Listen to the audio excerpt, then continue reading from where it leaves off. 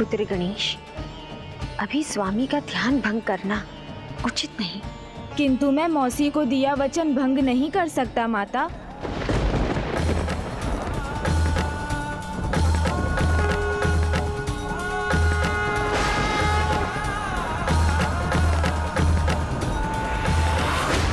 स्वामी का क्रोध अभी शांत नहीं हुआ है। पिताश्री को कदाचित मेरे आगमन और उद्देश्य दोनों का ही आभास हो गया।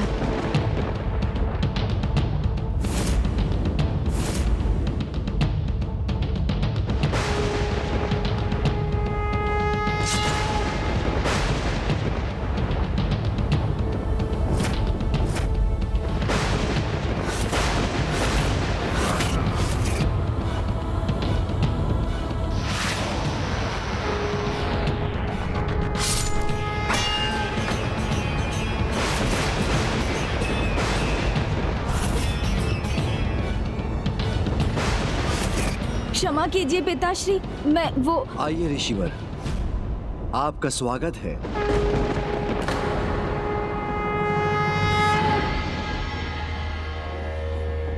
ओम त्र्यंबकं यजामहे सुगंधिं पुष्टिवर्धनम्। स्वामी ऋषि मार्तंडेय के स्वागत के लिए उठे हैं, पुत्र गणेश को दंडित करने के लिए नहीं। प्रणाम माता। हर हर महादेव। प्रणाम प्रभु। नहीं ऋषिवर, आप जैसे भक्त तो मेरे हृदय के निकट होने चाहिए।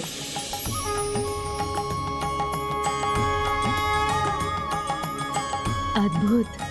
मैंने पिताश्री को कभी किसी भक्त का ऐसा स्वागत करते नहीं देखा।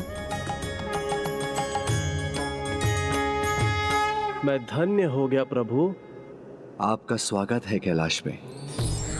स्वयं अपने हाथों से आसन बिछा रहे हैं प्रभु। भक्त और भगवान का ऐसा अनूठा मिलन मैंने कभी नहीं देखा। हाँ पुत्र, जो भक्त प्रभु को अत्यंत प्रिय है, उनके स्वागत के लिए इतना ही सम्मान करते हैं भोलेनाथ। प्रिय, ऋषि मार्कंडेय पधारे हैं। पकवान और फल से इनका स्वागत कीजिए। भक्ति भाव से यहाँ आया हूँ प्रभु। आपकी सेवा करना मेरा धर्म है, मेरा कर्तव्य है, मेरा प्रिय कर्म है। अपने आराध्य अपने भगवान से सेवा करवाना नहीं। आनंद तो सेवा में ही है ना ऋषिवर। जो भक्त उसके योग्य हो, उसकी सेवा में भगवान को भी परमानंद की प्राप्ति होती है। मुझे इस आनंद का अनुभव करने दीजिए प्रिय भक्त मार्कंडेय।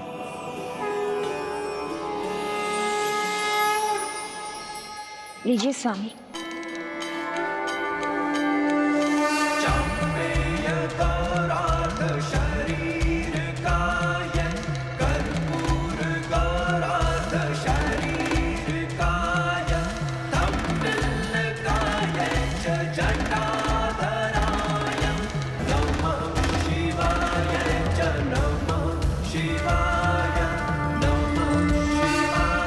नहीं प्रभु,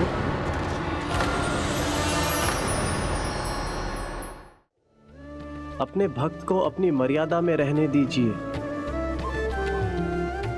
प्रभु, आपने मुझे अपने हाथों से खाने ही कहाँ दिया। हाथ तो मुझे आपके धुलवाने चाहिए।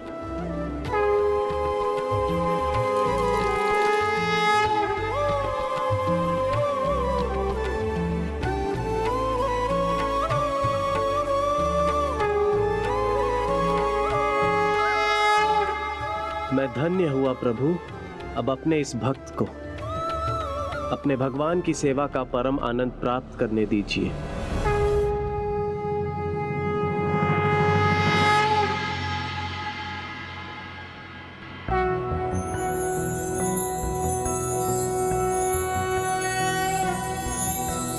नागेन्द्रहाराय त्रिलोचनाय भस्मांगरागाय महेश्वराय नित्याय शुद्धाय दिगंबराय तस्मै नकाराय नमः शिवाय। प्रभु, आपकी भक्ति में ही आनंद है।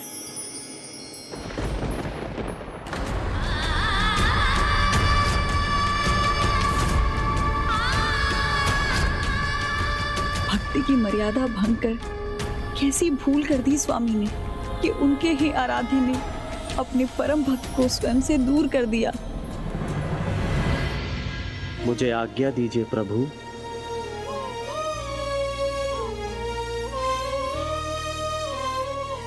ओम नमः शिवाय, ओम नमः शिवाय, ओम नमः शिवाय।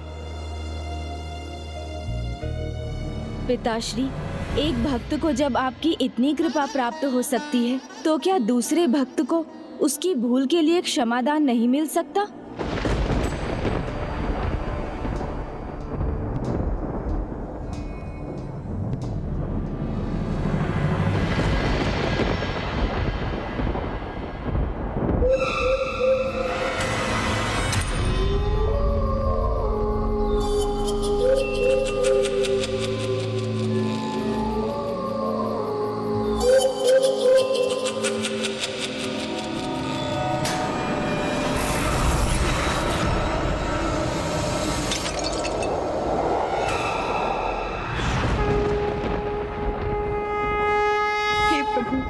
पार्वती नंदन की प्रार्थना स्वीकार कर लीजिए, उन्हें अपने क्रोध का भागी नहीं बनाइएगा।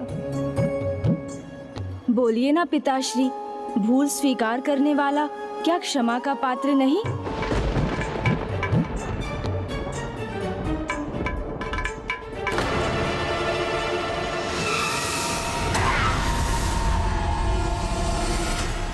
किसी महापापी को भी सुधरने का एक अवसर मिलता है पिताश्री, तो फिर एक भक्त को अपनी भूल सुधारने का अवसर क्यों नहीं मिल सकता?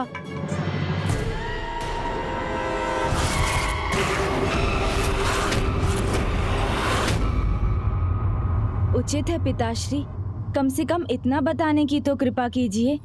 कैसे क्षमा मिलेगी उन्हें? आपके शाप से मुक्ति कैसे पा सकते हैं वो? उनके प्रायश्चित का कोई तो उपाय होगा।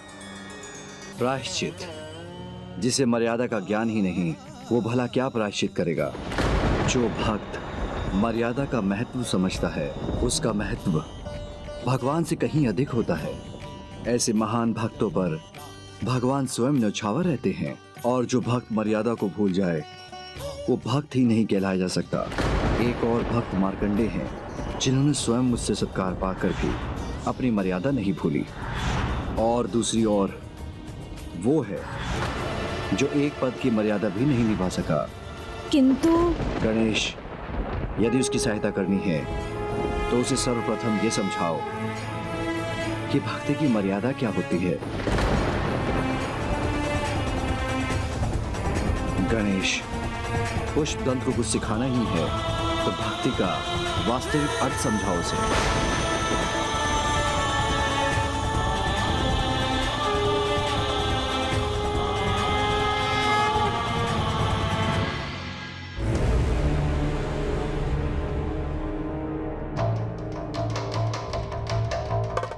गणेश जी, आपने प्रयास किया, ये मेरे लिए बहुत है, किंतु आप निराश मत होइए। निराश नहीं हूँ, पिताश्री के वचनों ने मेरी आशा जगा दी है। बस ये सोच रहा हूँ उनके बताए उपाय पर कैसे चलूं। उपाय? कैसा उपाय? प्रायश्चित का उपाय, सच्ची भक्ति और उसकी मर्यादा समझने का उपाय, जो पिताश्री ने मुझे उन्हें सिखाने को कहा है। मेरे ऐसा करते ही मुझे विश्वास है प्रभु महादेव पुष्पदंत जी को पिशाच योनि से मुक्ति दिलाने का भी उपाय अवश्य सुझाएंगे, किंतु उसके लिए सर्वप्रथम मुझे पुष्पदंत जी को ढूंढना होगा।